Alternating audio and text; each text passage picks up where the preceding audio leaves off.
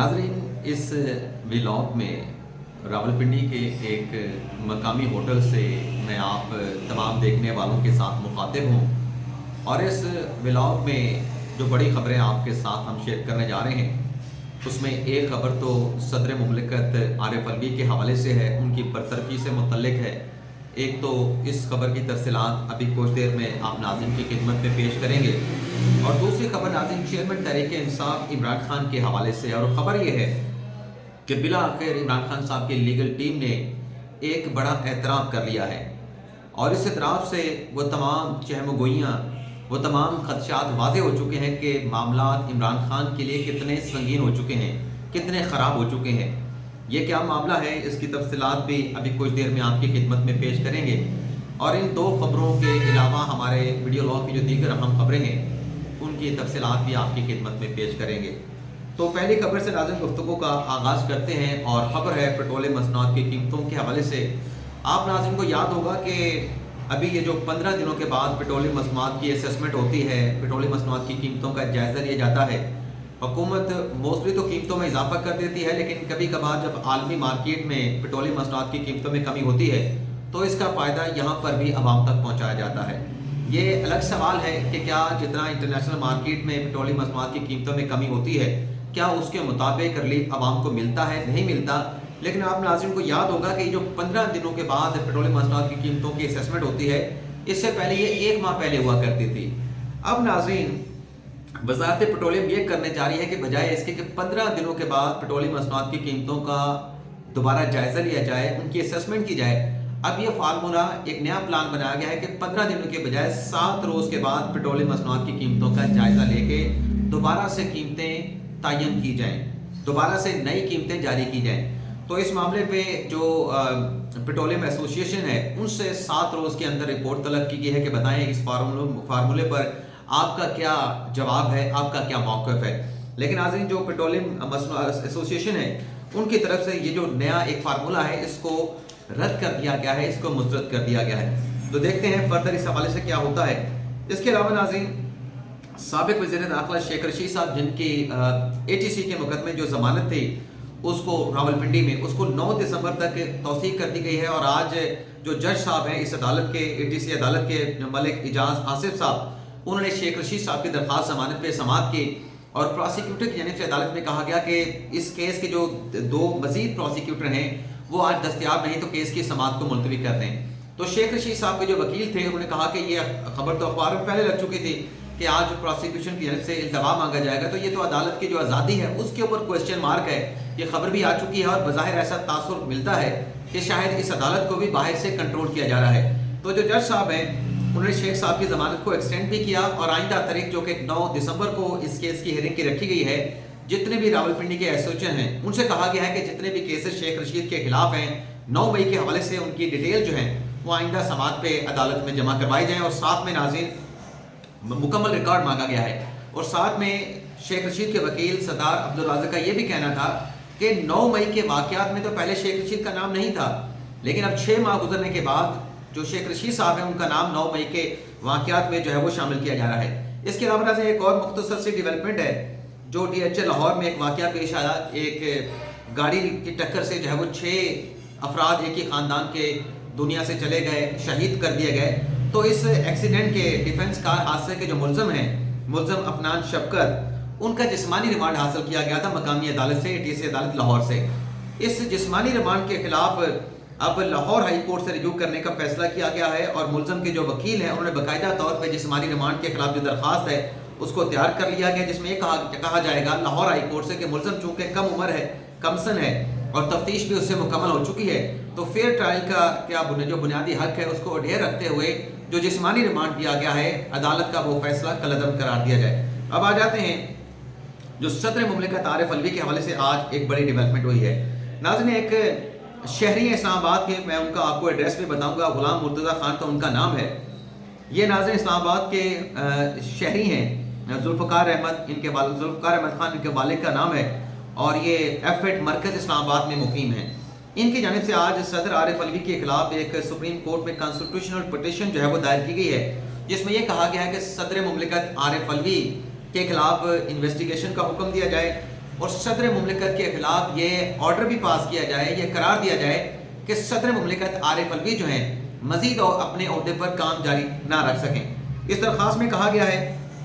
بلکہ آپ کو درخواست میں یہ بھی بتا دیں کہ 8 پیجز کی درخواست ہے، اور اس درخواست میں ناظرین وفاق پاکستان کو فریق بنایا گیا ہے، سیکرٹری جو پریزیڈنٹ ہے عارف الوی صاحب کے ان کو فریق بنایا گیا ہے، اور منسٹری آف لا کو فریق بنایا گیا ہے۔ اس درخواست میں کہا گیا ہے کہ صدر عارف الوی جو ان کی آئینی اور قانونی ذمہ داریاں ہیں وہ اپنی آئینی اور قانونی ذمہ داریوں کو پورا نہیں کر رہے، بلکہ اپنے عہدے کا صدر عارف الوی یعنی عارف الوی صاحب جو ہیں being a president of Pakistan اپنے عہدے کا غلط استعمال کر رہے ہیں۔ اپنی آئینی ذمہ داریوں کو ڈسچارج کرنے کے حوالے سے صدر عارف الوی جو ہے متعصب ہیں، یعنی باعث کا لفظ استعمال کیا گیا ہے، اور یہ کہا گیا ہے کہ صدر پاکستان تو نیوٹرل ہوتا ہے، تو صدر پاکستان کیسے ایک سیاسی جماعت کو سپورٹ کر سکتا ہے۔ اور اس درخواست میں کہا گیا ہے کہ جب 9 اپریل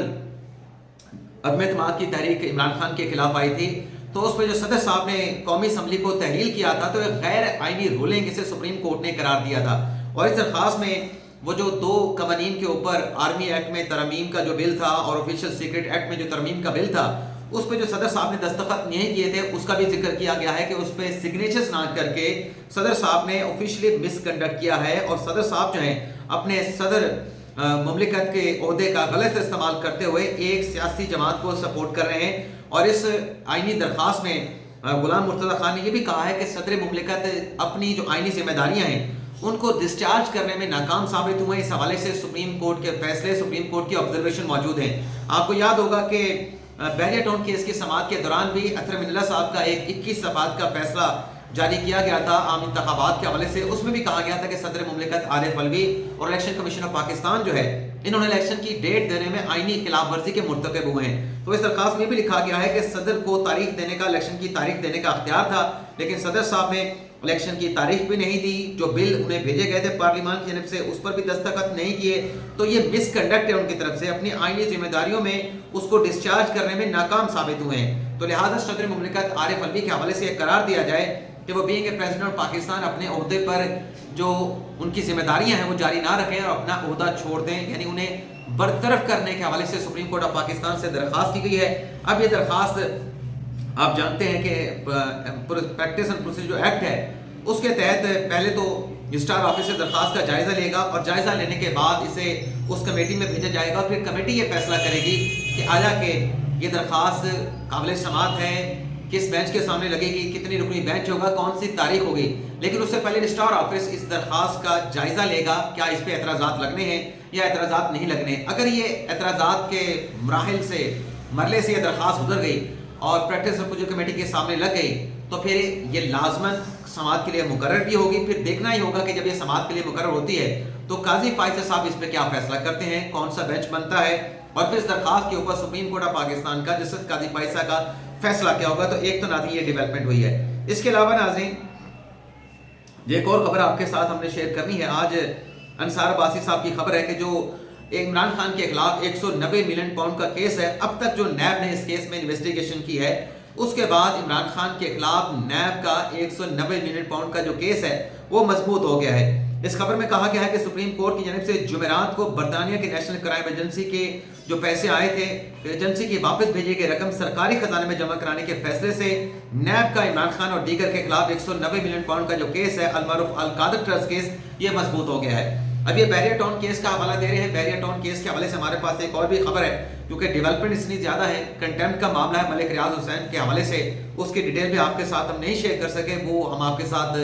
ابھی آج کے دن میں ضرور شیئر کریں گے۔ لیکن ناظرین جو پیسے برطانیہ سے آئے تھے 190 ملین پاؤنڈ والے، اس کا واپس کر دینا سپریم کورٹ کی طرف سے اس بات کا اعتراف ہے، اس بات کا کہ مترادف ہے کہ وہ پیسے لیگلائز نہیں تھے، وہ قانونی چینل سے تو بے شک آئے تھے، لیکن سپریم کورٹ میں وہ ملک ریاض کے اکاؤنٹ میں ایڈجسٹ نہیں ہو سکتے تھے، وہ بلیک منی تھی، برطانیہ نے اس کو فریز کیا تھا۔ تو اب دیکھتے ہیں، انصار عباسی صاحب نے ایک کالم تو لکھا ہے، لیکن جو دوسرا معاملہ ہے جو عمران خان صاحب کے لیے ایک مشکل کا باعث بن رہا ہے وہ ہے ناظرین جو الیکشن کمیشن کا فیصلہ ہے۔ الیکشن کمیشن کے فیصلے پہ آنے سے پہلے ویسے آپ کے ساتھ ایک اور خبر بھی ہے الیکشن کمیشن کے حوالے سے، جو 8 فروری کو انتخابات ہونے جا رہے ہیں۔ ناظرین 8 فروری کے انتخابات کے حوالے سے آپ کو یاد ہوگا کہ اس سے پہلے جو پنجاب میں الیکشن تھا اس میں سپریم کورٹ نے کہا تھا کہ الیکشن کمیشن سے کہ آپ فوج کے انڈر الیکشن کرائیں اور سیکیورٹی کو بھی یقینی بنائیں، لیکن وزارت دفاع کی جانب سے کہا گیا تھا کہ چونکہ ऐसे ऑपरेशन चल रहे हैं जिसकी वजह से फौज की नफरी दस्तयाब नहीं है। तो अब यह हुआ है कि 8 फरवरी की डेट आ चुकी है और इलेक्शन कमीशन ऑफ पाकिस्तान ने आइंदा इंतखाबात में फौज की तैनाती का भी फैसला किया है। इस सिलसिले में एक इलेक्शन कमीशन ने वजारत दाखिला को मरासला यानी खत लिखा है, जिसमें कहा गया है कि इलेक्शन कमीशन ने आइंदा इंतखाबात में सिक्योरिटी से मुतल्लिक वजारत दाखिला से जामे रिपोर्ट तलब कर ली है और 27 नवंबर की उसमें डेडलाइन दी गई है लेटर में कि वजारत दाखिला चारों सूबों और इस्लामाबाद से सिक्योरिटी एहलकारों की दस्तयाबी से मुतल्लिक रिपोर्ट 27 नवंबर तक जमा करवाए। सूबों से दस्तयाब सिक्योरिटी एहलकारों की कुल तादाद और मुतबादल प्लान भी ये भी मांगा गया है और तमाम हलकों में अमन अमा की सूरत हाल बेहतर बनाने कानून नाफिज करने वाले इदारों की जिम्मेदारी है। इलेक्शन कमीशन ऑफ पाकिस्तान का कहना है पोलिंग स्टेशन पर पुलिस की नफरी की किल्लत के बायस पाक फौज को तैनात करने का फैसला किया गया है। तो पाक फौज की निगरानी में इलेक्शन होने जा रहे हैं 8 फरवरी 2024 को। लेकिन जो इमरान खान साहब के लिए मुश्किल है, जो खान साहब की लीगल टीम ने एतराफ़ किया है इलेक्शन कमीशन का वो फैसला जो इंटर पार्टी इंतखाबात के हवाले से है, उसमें अब आपको याद होगा कि बैरिस्टर गौर साहब इलेक्शन कमीशन के फैसला सुनने के बाद बाहर आए थे। उन्होंने कहा था कि इमरान खान साहब पार्टी का इलेक्शन भी लड़ेंगे, पार्टी के चेयरमैन भी रहेंगे और पार्टी के टिकट भी सब कुछ 2024 का 8 फरवरी का इलेक्शन भी लड़ेंगे। लेकिन ये इतना आसान नहीं है। अब नाज़रीन, जो बैरिस्टर अली जफर साहब हैं उन्होंने बाकायदा तौर पर इस बात का एतराफ़ कर लिया है कि इमरान खान साहब के खिलाफ जो इलेक्शन कमीशन का इंट्रा पार्टी इलेक्शन में फैसला आया है, उस फैसले के बाद इमरान खान साहब जो हैं वो intra party election Imran Khan के लिए लड़ना नामुमकिन है। और इसमें नाज़रीन ये भी कहा गया है, बल्कि एक और खबर भी आ गई है, वो खबर भी आपके साथ हम शेयर करेंगे। इसमें नाज़रीन अली जफर साहब ये कहते हैं कि अगर इंट्रा पार्टी इलेक्शन के बाद इमरान खान साहब को अगर हम पार्टी का इलेक्शन लड़ाते हैं यानी चेयरमैनशिप का इलेक्शन लड़ाते हैं, तो जो सुप्रीम कोर्ट का नवाज शरीफ के हवाले से फैसला है जिसमें नवाज शरीफ को पार्टी सदारत से हटा दिया गया था, वो फैसला इमरान खान के रास्ते में रुकावट बन सकता है। अब अली जफर साहब ये कहते हैं कि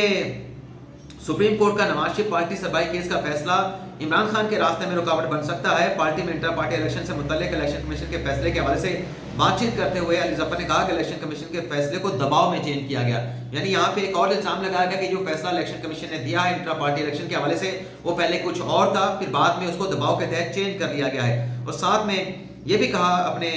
बैरिस्टर अली जफर साहब ने कि निगरान वज़ीर दाखिला सरफराज भुट्टी का जो बयान है, निगरान वज़ीर की ज़बान किसी भी जमात के हवाले से ऐसी नहीं होनी चाहिए। अब इसके साथ साथ एक और डेवलपमेंट भी हो गई है, यानी ये तो इमरान खान साहब की लीगल टीम ने एतराफ़ कर लिया कि जो खान साहब हैं वो इंटर पार्टी इलेक्शन उनके लिए लड़ना इतना आसान ना होगा, क्योंकि सुप्रीम कोर्ट का फैसला मौजूद है। सुप्रीम कोर्ट का नवाज शरीफ केस वाला, हम उसका बार बार हवाला दे रहे थे। लेकिन नाज़रीन, मेजर आदिल राजा और कैप्टन रिटायर्ड रजा मेहंदी को जो है वो सज़ा सुना दी गई है। पाक फौज ने 2 रिटायर्ड अफसरान आदिल राजा और हैदर मेहंदी को सज़ा सुनाई है और पाक फौज के शोबा ताल्लुकात आमा SPR के मुताबिक दोनों रिटायर्ड अफसरान को फील्ड जनरल कोर्ट मार्शल के जरिए सजा सुनाई गई। दोनों रिटायर्ड अफसरान का पाकिस्तानी आर्मी एक्ट के तहत फील्ड मार्शल कोर्ट मार्शल किया गया। ISPR का कहना है कि दोनों रिटायर्ड अफसरान को फौजी एहलकारों को बगावत पर उकसाने के जुर्म में सजा दी गई है। अदालत ने 7 और 9 अक्टूबर 2023 को दोनों रिटायर्ड अफसरान को मुजरम करार दिया था। ISPR के मुताबिक मेजर रिटायर्ड आदिल फारूक राजा को 14 साल बामुशक्कत कैद की सजा सुनाई गई है, जबकि कैप्टन रिटायर्ड हैदर रजा मेहंदी को 12 साल कैद बामुशक्कत की सजा सुनाई गई है। पाक फौज के शोबे ताल्लुकात आमा के तहत 21 नवंबर 2023 से दोनों रिटायर्ड अफसरान के रैंक जब्त कर लिए गए हैं। तो ये भी एक नाज़रीन बड़ी खबर शेयर करते करते ये भी आई, तो चले हमने आपके साथ ये भी शेयर कर ली। तो नाज़रीन, वैसे ख्याल रहे कि सजा पाने वाले पाक फौज के दोनों रिटायर्ड अफसरान अपने सोशल मीडिया पे बयानात और व्लॉग्स में पाक आर्मी और आला अफसरान के खिलाफ इंतहाई नाजेबा ज़बान इस्तेमाल करते थे। तो बाकी जो खबरें हैं वो अगले व्लॉग में इंशाल्लाह, मैं काम के सिलसिले में पिंडी आया था तो अपने स्टूडियो से पहुंच के फिर अगले व्लॉग करेंगे। इजाज़त चाहते हैं नाज़रीन।